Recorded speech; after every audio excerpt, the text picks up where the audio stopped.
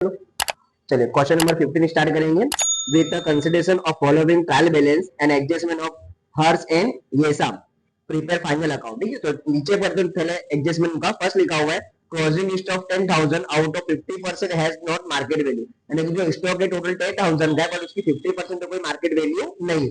Closing stock में अगर reduce करने की बात बोले तो रिड्यूस कर देना है, बट इंक्रीज करने का बोले तो कभी भी इंक्रीज करना नहीं है। तो 50% मार्केट वैल्यू है ही नहीं, तो हमें रिड्यूस करना पड़ेगा, यानी कम करना पड़ेगा, तो क्लोजिंग स्टॉक कम कर देंगे। बट ऐसा बोल रहा है कि 50% मार्केट वैल्यू मोर करना है, तो मोर कभी करना नहीं है। ठीक है, नेक्स्ट लिखा हुआ है legal charge included of legal charge of building purchase, यानी कि बिल्डिंग परचेस करने का कुछ लीगल चार्ज हुआ होगा, वो बाय मिस्टेक हमने किसमें लिख दिया, लीगल चार्ज में लिख दिया। तो अंदर चेक करेंगे कहना चाहिए लीगल चार्ज हमें लिखा गया होगा। ठीक है ना, तो चेक करेंगे अंदर कहाँ पे लिखा हुआ लीगल चार्ज लिखा है ना, उस पर लिख लेंगे, सेकंड नंबर चेक करेगा और एक्चुअली वो लीगल चार्ज था किस चीज का, बिल्डिंग पर का, तो बिल्डिंग में क्या करेंगे, ऐड करेंगे। तो मीनिंग समझते क्या है कि किसी भी आइटम को परचेस करने के पीछे किया गया कोई भी एक्सपेंस हो वो उसी आइटम में प्लस करना होता है, अदर किसी में प्लस करना नहीं है। जैसे कि मान लो कि हमने कोई आइटम परचेस करी और उसकी वेजेस 200 पे करी, तो 200 वेजेस में प्लस नहीं करना है, जिस आइटम के लिए हमने एक्सपेंस किया ना उसी के अंदर उसको ऐड कर देना। आए समझ, देखो वेजेस तो वेजेस में ऐड नहीं करना है। ठीक है, नेक्स्ट लिखा हुआ है provide 5% bad debt reserve on debtors, तो डेप्टर्स के ऊपर लिख लेंगे, हमारा नंबर आया थर्ड नंबर। देखो इस बार डेप्टर्स का क्या लिखा हुआ है, रिसीवेबल, तो उस पर लिख देंगे हम third number. Provide debtors 10% furniture and 5% on building, तो फर्नीचर पे लिख देंगे फोर्थ नंबर एंड बिल्डिंग के ऊपर फोर्थ नंबर। लास्ट लिखा 1/3 share of pattern and trademark is to be return of, यानी कि पैटर्न और ट्रेडमार्क की जो भी वैल्यू होगी उसमें से 1/3 क्या करनी है, हमें रिटर्न ऑफ यानी कि माइनस कर देनी। ठीक है, चलिए स्टार्ट करेंगे। सबसे पहले कहां से स्टार्ट करना है, कैपिटल अकाउंट की क्रेडिट साइड में। सबसे पहले हमें डेट लिखनी है 1/4। अब चेक करेंगे ईयर कौन सा दिया हमें, तो कंपनी का ईयर एंडिंग दिया हमें 2017, तो यहाँ पे स्टार्टिंग में क्या लिखेंगे 16, तो बाय बैलेंस बिल्डिंग। चेक करेंगे कैपिटल अकाउंट कितनी दी है, कैपिटल की साइड होती है क्रेडिट में, तो अमाउंट भी कहां पर मिलेगी, क्रेडिट में। कितनी दी है 35,000 है 15,000, तो 35,000 एंड 15,000। चलिए कैपिटल के साथ क्या नाम लिखा हुआ है, ड्राइंग, ड्राइंग की साइड आता है कैपिटल अकाउंट की डेबिट साइड में, तो 1460 डेबिट साइड पे लिखेंगे ड्राइंग, किस साइड लिखा है, डेबिट साइड, तो बैलेंस भी कौन सा होगा, डेबिट वाला। तो डेबिट में कितना दिया 5,000 एंड 2,500। चलिए आगे नेक्स्ट क्या लिखा हुआ है, उसके बाद लिखा हुआ है गुडविल, गुडविल हमारे कौन से एसेट्स हैं, इनटेंजिबल एसेट्स, तो कहां पर लिख देंगे, एसेट्स में लिख देंगे पहले, यहाँ पर गुडविल,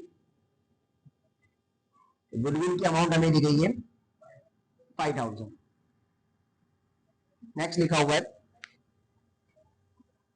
पेटेंट एंड ट्रेडमार्क, ये भी कहां पर आता है, हमारा एसेट्स में आता है, तो एसेट्स में लिखेंगे पेटेंट एंड ट्रेडमार्क। चलो एग्जिस्ट मैनेज के ऊपर चेक करेंगे अमाउंट कितनी, अमाउंट दी इसकी 2,500, सॉरी 2,700 है। तो एडजस्टमेंट, एडजस्टमेंट रीड करते क्या लिखा हुआ है, फिफ्थ नंबर का एडजस्टमेंट था 1/3 share of patent and trademark is to be return of, return of मतलब क्या होता है, माइनस करना है। चलिए माइनस करेंगे इसमें से रिटर्न ऑफ, तो माइनस लेस, कितना बोला रिटर्न ऑफ करने के लिए 1/3, तो 2,700 मल्टीप्लाई 1 डिवाइड बाई 3, तो आंसर आ जाएगा 900, इसमें से माइनस कर देंगे तो आउटर कॉलम में आ जाएगा 1,800। अब एसेट्स में क्या हुआ, माइनस हुआ, तो हमने लास्ट टाइम भी सीखे थे कि एसेट साइड पे कुछ भी माइनस करोगे तो लॉस होगा, और लॉस की एंट्री कहां पर आती है, पीएनएल अकाउंट की डेबिट साइड पर, तो पीएनएल में डेबिट साइड पर लिख देंगे पेटेंट एंड ट्रेडमार्क, कितना आया 900। चलिए नेक्स्ट लिखा हुआ है रिसीवेबल एंड पेबल, रिसीवेबल का मतलब क्या होता है, डेप्टर्स, यहाँ पे लिखेंगे डेप्टर्स, और पेबल का मतलब होता है क्रेडिटर्स। ठीक है, डेप्टर्स की अमाउंट होती है डेबिट एंड क्रेडिटर की अमाउंट होती है क्रेडिट। तो डेबिट में चेक करेंगे पहले अमाउंट कितनी देगी, तो डेबिट साइड पे देगी 31,000, इस पे एडजस्टमेंट है तो ओवर कॉलम में, और क्रेडिटर पे कोई एडजस्टमेंट दिया हुआ नहीं, तो डायरेक्ट आउटर कॉलम में, तो कितना दिया 25,000। चलो चेक करते हैं डेप्टर्स पे क्या एडजस्टमेंट था, तो डेप्टर्स पे लिखा था 5% bad debt reserve on debtors, तो बीडीआर निकाल देंगे, बैड डेट रिजर्व कितना परसेंट है 5%, तो काउंटिंग करेंगे 5%, तो 50 आ जाएगा, 31,000 मल्टीप्लाई 5%, 1550 माइनस करके इक्वल कर देंगे, तो 29,450 आया। जैसे डेप्टर्स में हमने क्या लिखा, बैड डेट रिजर्व लिखी, तो 4 लाइन का पीएनएल अकाउंट की डेबिट साइड पर फिक्स एंट्री है, 4 बॉक्स लिखने के, ठीक है, लाइन के अंदर। पहले लिखेंगे बैड डेट, फिर से बैड डेट, फिर बैड डेट रिजर्व, ये तीनों लिखनी प्लस में, किसमें होगी, प्लस में, इनका टोटल कर देंगे, फिर उसमें से माइनस करनी है, माइनस बैड डेट रिजर्व, ठीक है। अब लिखते कैसे समझो, फर्स्ट वाली और थर्ड वाली, है ना, ऐसे नहीं, एक ही साथ रखेंगे, ये जो फर्स्ट में, सॉरी फर्स्ट में और ये लास्ट वाली, ये हमें मिलेगी ट्रायल बैलेंस में, कहाँ पे मिलेगी, इनके लिए ट्रायल बैलेंस, यानी कि जो क्वेश्चन बॉक्स बना के दिया हुआ है वो, और सेकंड और थर्ड मिलेगी एडजस्टमेंट में से। तो देखो एडजस्टमेंट हमने क्या लिखी, बैड डेट रिजर्व कितनी लिखी हमने 1550, बैड डेट हमने लिखी नहीं, तो वहां पे डैश कर देंगे। अब फर्स्ट वाली और लास्ट वाली का मिलेगी ट्रायल बैलेंस में, अब अमाउंट भी फिक्स होती है, इसकी मिलेगी डेबिट में और इसकी कहाँ पे मिलेगी, क्रेडिट में। तो चेक करेंगे bad debt and bad debt reserve, देखो बैड डेट दी गई, रिजर्व भी दिया हुआ, तो बैड डेट दी गई 1500 एंड रिजर्व कितना दिया है 2000, तो ऊपर लिखेंगे यहाँ पर 1500 और यहाँ पर आ जाएगा 2000, फिर इनको प्लस करेंगे तो 3050 माइनस कर देंगे तो 1050, आ समझे। चलिए उसके बाद लिखा हुआ है अकाउंट ऑफ गुड्स, तो गुड्स मतलब क्या होता है, गुड्स मतलब हमने माल परचेस किया होगा गुड्स को, और गुड्स को क्या करा होगा, सेल करा होगा, इसका मतलब गुड्स दिया हो तो उसका मतलब क्या हो, परचेस एंड सेल्स। तो कहाँ पे लिखेंगे, ट्रेडिंग अकाउंट की डेबिट साइड पर परचेस एंड क्रेडिट साइड पर लिखेंगे सेल्स। चलिए डेबिट में अमाउंट चेक करेंगे कितनी दे रही है, तो डेबिट में अमाउंट दे रही है 40,000, हमेशा इनर कॉलम में ही लिखनी है, आउटर कॉलम में लिखना नहीं। इसकी अमाउंट दी गई है 89,250, डायरेक्ट लिखेंगे नीचे माइनस रिटर्न, इसमें भी माइनस रिटर्न। अब सेल्स क्या होती है, क्रेडिट, तो इसकी रिटर्न क्या होगी, डेबिट, परचेस डेबिट, तो इसकी रिटर्न क्या होगी, क्रेडिट। तो चेक करेंगे कहीं ना कहीं पे गुड्स रिटर्न लिखा दे तो चेक कर लेंगे, देखो गुड्स रिटर्न लिखा हुआ है, ठीक है। तो गुड्स रिटर्न कितना दिया, एक हमें डेबिट में दिया 7500 एंड क्रेडिट में दिया हुआ 5000। अब किसका कैसे लिखना है, जो डेबिट में होता है वो किसका होता है, सेल्स का, और जो क्रेडिट में वो किसका होगा, परचेस का। तो क्रेडिट वाला लिखेंगे डेबिट साइड पर और डेबिट वाला लिखेंगे क्रेडिट साइड पर। 40 में से पाए गए तो 35,000, इसमें से माइनस करेंगे 89,250 माइनस 7,500, 89,250 माइनस 7,500, तो आंसर आ जाएगा 81,750, 81,750, ठीक है सभी को। चलिए नेक्स्ट पढ़ते क्या लिखा हुआ है, अकाउंट गुड्स हो गया हमारे पास, उसके बाद लिखा हुआ मशीन, ठीक है ना, मशीन कहाँ पर आएगी, हमारे एसेट से, तो एसेट्स में लिखेंगे मशीन, इसमें कोई भी एडजस्टमेंट दिया हुआ नहीं, तो डायरेक्ट आउटर कॉलम में अमाउंट लिखेंगे, अमाउंट इसकी दी गई हमें 15,000। नेक्स्ट लिखा हुआ है ओपनिंग स्टॉक, स्टॉक कहाँ पर आता है, ट्रेडिंग अकाउंट की डेबिट साइड पर, ओपनिंग स्टॉक, ओपनिंग स्टॉक की वैल्यू हमें दी गई है 6,000। नेक्स्ट लिखा हुआ है फर्नीचर, इसके ऊपर एडजस्टमेंट है, अमाउंट का लिखनी पड़ेगी इनर कॉलम के अंदर, ठीक है। तो पहले लिख लेंगे फर्नीचर, क्या लिख लेंगे फर्नीचर, चेक करते हैं फर्नीचर की अमाउंट कितनी दी गई है, तो फर्नीचर की अमाउंट टोटल दी गई है 3,000, यहाँ लिख देंगे पहले तो 3,000। अब पढ़ते एडजस्टमेंट क्या लिखा हुआ है, तो एडजस्टमेंट दिया हुआ है इसके ऊपर, provide depreciation 10% on furniture, furniture पे कितना परसेंट डेप्रिसिएशन है, 10%। किसी भी एसेट्स पे डेप्रिसिएशन दिया हो तो डायरेक्ट लिखना नहीं है, पहले चेक करेंगे क्या उसी एसेट्स का सेकंड टाइम नाम अंदर दिया है, तो चेक करो अंदर कहीं पे, देखो उस वेजेस के नीचे लिखा हुआ है डेप्रिसिएशन ऑन फर्नीचर, यानी कि ऑलरेडी फर्नीचर का डेप्रिसिएशन अंदर दिया हुआ है, तो ओल्ड वाला क्या करते हैं, पहले प्लस कर देंगे, चलो कितना दिया हुआ है 300, प्लस करके नीचे आ जाएंगे 3300, आ गया। अब इसमें से माइनस करेंगे एडजस्टमेंट, माइनस डेप्रिसिएशन कितना परसेंट है 10%, तो आ जाएगा 330, माइनस कर देंगे इसमें से 330, तो 2970, आ गया इतना। अब ये हमारे लिए क्या हो गया, लॉस हो गया, बैंक डेट तो कहां पर आ जाएगी, डेबिट साइड पर, डेप्रिसिएशन ऑन फर्नीचर 330। चलिए नेक्स्ट आगे बढ़ते क्या लिखा हुआ है, फर्नीचर का गुड्स रिटर्न हमने ऑलरेडी एंट्री कर दी है, उसके बाद क्या लिखा हुआ है, वेजेस, वेजेस कहां पर आता है, ट्रेडिंग अकाउंट की डेबिट साइड पर। तो वेजेस की अमाउंट देख लेते कितनी दी गई है, तो वेजेस हमें दी गई है 4,000 रुपीज, क्या लिख देंगे 4,000। फिर लिखा हुआ डेप्रिसिएशन ऑन फर्नीचर, ऑलरेडी हमने वहां पे ऐड कर दिया उसको। उसके बाद लिखा हुआ है स्टेशनरी एंड प्रिंटिंग, ये हमारा क्या होता है, एक्सपेंस होता है, ठीक है। स्टेशनरी मतलब कि तुमने कोई सामान खरीदा होगा, बॉल पेन, पेंसिल, शार्पनर, बराबर, इरेजर, ये सब क्या हमारा है, एक्सपेंस है। तो लिख देंगे पेमेंट अकाउंट के डेबिट साइड पर क्या लिखा हुआ था, स्टेशनरी। And printing. कितना दिया हुआ अमाउंट उसका चेक कर लेंगे, 1550 है ना। अमाउंट एक बार चेक कर लेना, रॉन्ग ना हो जाएगा। उसके बाद लिखा हुआ है बिल्डिंग। बिल्डिंग हमारी क्या होती है, एसेट्स होती है, तो बिल्डिंग आ जाएगी हमारी एसेट साइड पर। इसके ऊपर डबल एडजस्टमेंट है, तो पहले अंदर लिख लेंगे अमाउंट कितनी दी गई है। तो बिल्डिंग की अमाउंट दी गई है 46,000। कितनी दी गई बिल्डिंग की अमाउंट 46,000। डबल एडजस्टमेंट देखो, दोनों एडजस्टमेंट पहले रीड करके क्या लिखा हुआ है, पहले सेकंड वाला रीड करके क्या लिखा है, legal charge included of legal charge, legal charges of building purchase. Building purchase का कुछ चार्ज था जो बाय मिस्टेक हमने कहां पे लिख दिया, लीगल चार्ज में, तो वहां से निकालना पड़ेगा ना उसको। तो चेक करेंगे अंदर लीगल चार्ज कहां पे लिखा हुआ है, पेनल अकाउंट के डेबिट साइड पे लिखेंगे उसको, लीगल चार्ज उसी के जस्ट नीचे दिया हुआ है। चलिए कितना दिया हमें लीगल चार्ज, 6500। अब ये 6500 में 4000 तो किसके हैं, बिल्डिंग के। लीगल चार्ज टोटल 6500 है, बट एक्चुअली वो टोटल लीगल चार्ज का नहीं था, वो किसके लिए हमने एक्सपेंस करा था, बिल्डिंग के लिए। तो बिल्डिंग में ऐड करना था, तो यहाँ से माइनस कर दी किसके, तो उसके अंदर बिल्डिंग के, तो माइनस बिल्डिंग। कितने रुपीज था, 4000। तो एक्चुअली हमारा लीगल चार्ज जो देखो तो कितना होगा, सिर्फ 2500 है। तो 4000 किसके थे, बिल्डिंग के थे, तो बिल्डिंग में ऐड कर देंगे प्लस चार्ज, लीगल चार्ज बराबर 4000। तो अब हमारी बिल्डिंग की वैल्यू कितनी हो गई, 50,000। ये एक एडजस्टमेंट सॉल्व हो गया हमारा। अब आता है सेकंड वाला। सेकंड में लिखा था कि बिल्डिंग पर कितना डेप्रेशन करना है, 5%। अब मान लो कि तुमने लीगल चार्ज लिखने से पहले डेप्रेशन काउंट कर लिया, तो रॉन्ग हो जाएगा। डेप्रेशिएशन सारी एंट्री करने के बाद सोल्व होता है।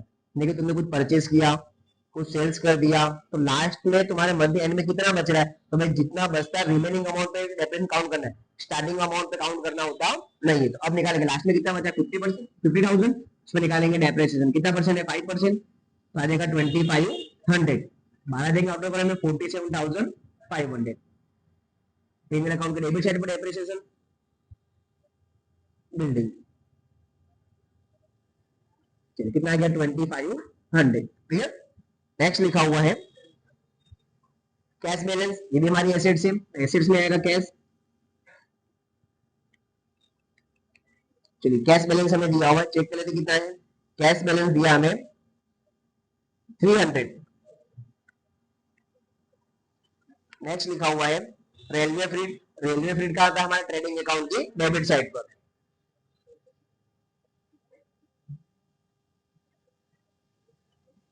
चलिए रेलवे फ्रीट कितना लिखा हुआ है चेक कर लेते, 600। उसके बाद लिखा हुआ है इंश्योरेंस प्रीमियम, वो कहां पर आता है, पीएनएल अकाउंट की डेबिट साइड पर। चलिए इंश्योरेंस प्रीमियम कितना दिया हमें, 1150। नेक्स्ट लिखा हुआ है बिल्स। बिल्स दो टाइप के होते हैं, बिल्स रिसीवेबल और बिल्स पेबल। तो रिसीवेबल कहां पर आता है, हमारा एसेट्स में, और पेबल कहां पर आता है, हमारा लायबिलिटीज में। यहाँ लिख देंगे बिल्स पेबल, और यहाँ पर आता है बिल्स रिसीवेबल। अब मान लो कि एग्जाम में हमें याद ही नहीं आ रहा कि रिसीवेबल कहाँ लिखना और पेबल कहाँ पे लिखना है, कभी कभी कंफ्यूजन होता है जैसे रिसीवेबल इसमें लिखना है कि उसमें लिखना, तो ओनली क्या लिख दो, बिल। बिल लिख के छोड़ दो, क्या लिख दो, बिल लिख दो। रॉन्ग लिखने से बेहतर है कि क्या लिख दो, सिर्फ बिल्स बिल्स लिख दो। अब अमाउंट कैसे लिखेंगे कि जो डेबिट वाली अमाउंट होगी कहाँ पे लिखनी है, एसेट्स में, और क्रेडिट वाली अमाउंट कहाँ पे लिखनी है, लायबिलिटीज के अंदर, ठीक है ना। तो चेक करेंगे हमारी डेबिट में अमाउंट कितनी दी गई है, डेबिट में दी गई है 4000, एंड क्रेडिट में कितनी दी गई है 2500 है इसमें। चलिए उसके बाद लिखा हुआ है पोस्टेज एक्सपेंस।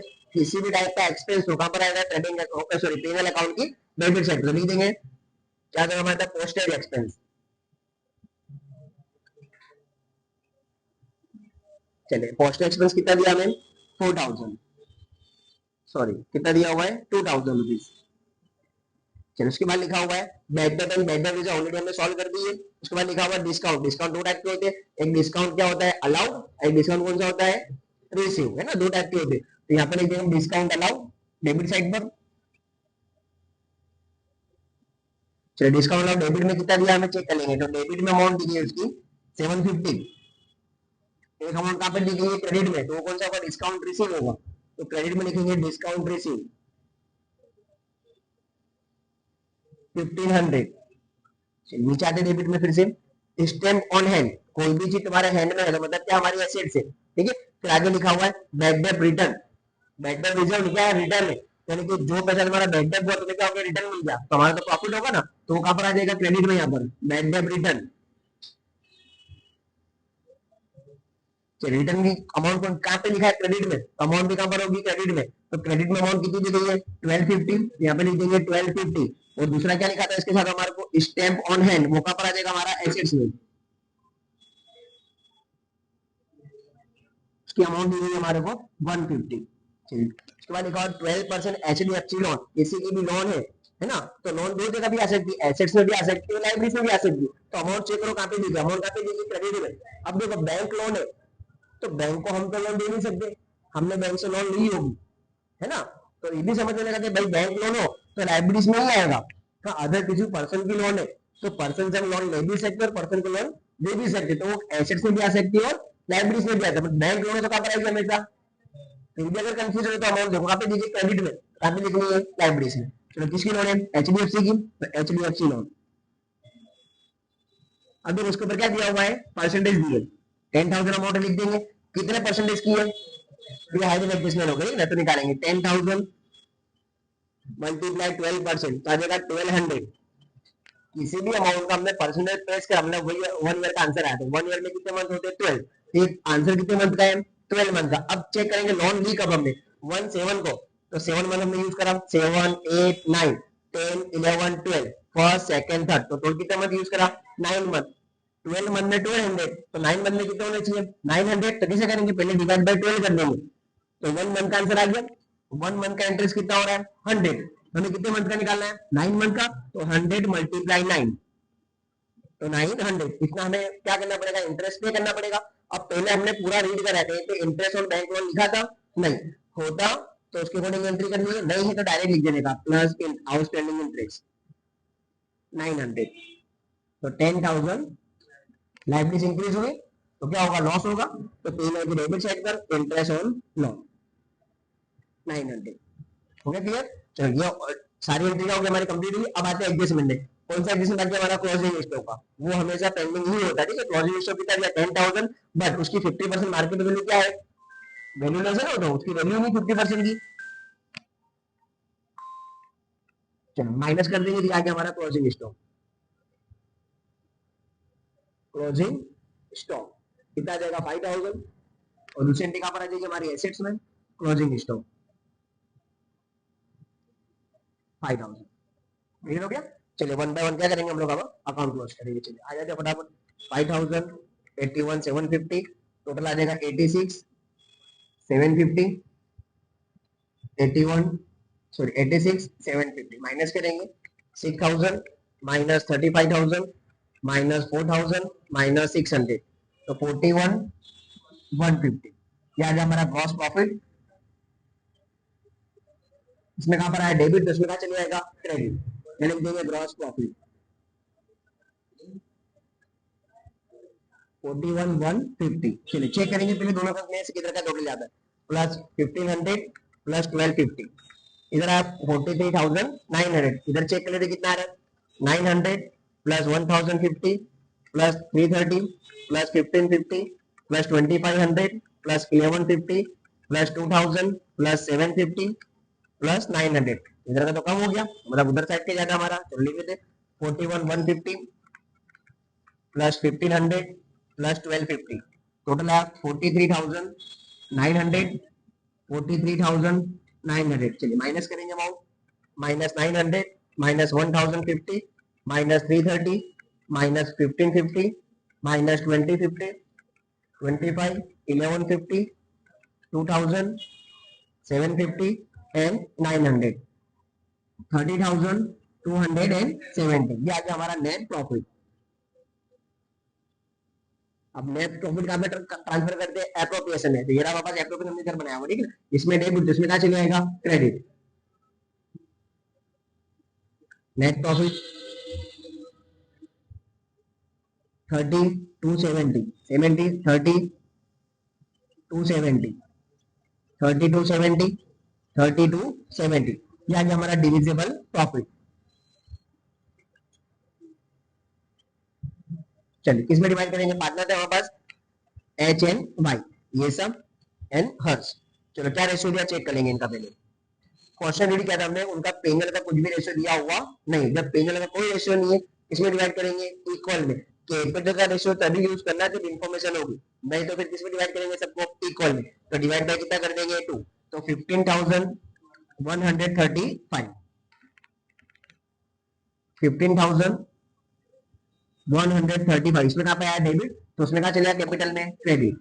एंडिंग डेट लिखेंगे 31st 370 bye divisible profit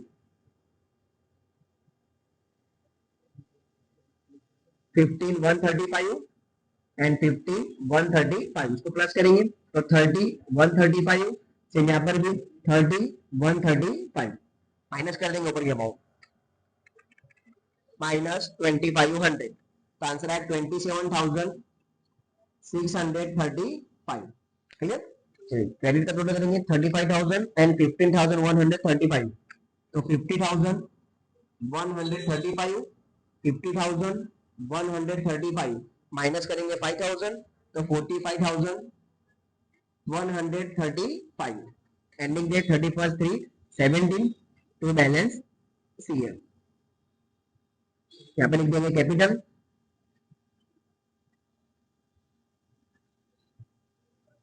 as Y. चलिए अमाउंट चेक करेंगे 45,135 एंड 27,635 प्लस कर देंगे 27,635, तो आंसर आएगा 72,770 है। अब दोनों साइड प्लस करने पे कितना आना चाहिए, सेम चेक करके 0 25,000 एंड 2,500 इधर आया 1,11,170 सेम आना चाहिए, उधर भी लिख लेते 1,11,170। चलो चेक करते 5,000 1,800 15,000 47,500 29,450 29,70 300 4,150 एंड 5,000 1,11,170। ठीक है, जितनी स्पीड में कैलकुलेटर तुम्हारा चलेगा ना उतनी जल्दी तुम्हारा फाइनल अकाउंट का आंसर आएगा। कैलकुलेशन अगर स्लो स्लो करोगे ना एग्जाम में तो टाइम वेस्ट हो जाएगा। ठीक है हमारा, तो कैलकुलेशन करना थोड़ा स्पीड रखो। आया समझ में, लिख लो, बंद कर देना बोलने की जरा देखते हैं।